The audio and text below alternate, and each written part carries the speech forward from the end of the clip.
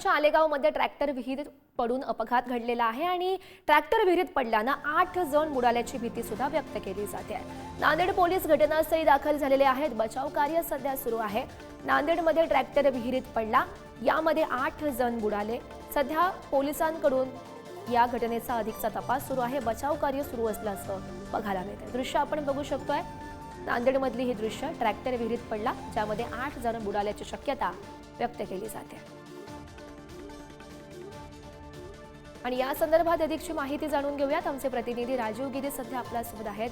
राजीव, आपण खरं तर बघू शकतोय सध्या 8 जण या घटनेमध्ये विहिरीत पडल्याची माहिती मिळते आहे। कशा प्रकारे खरं तर बचाव कार्य सुरू आहे, त्यांना बाहेर काढण्याचे कशा प्रकारे प्रयत्न सुरू आहेत?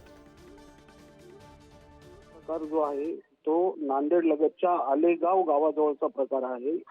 शेजारच्या गुंज गावातील काही शेतकरी शेतमजूर हे शेतीच्या कामासाठी आलेगावकडे येत असताना त्यांचा हा ट्रॅक्टर विहिरीत कोसळलेला आहे।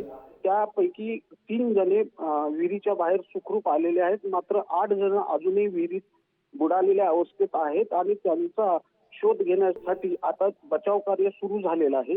हे सगळे जण जे आहेत ते गुंज या गावचे रहिवासी आहेत आणि या 8 जणांना वाचवण्याचे प्रयत्न आता सुरू आहेत। घटनास्थळी आता पोलीस पोहोचलेले आहेत आणि गावकऱ्यांच्या मदतीने इथे बचाव कार्य सुरू झालेलं आहे।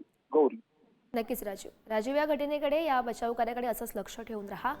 तुर्तास धन्यवाद दिलेल्या सविस्तर माहितीसाठी।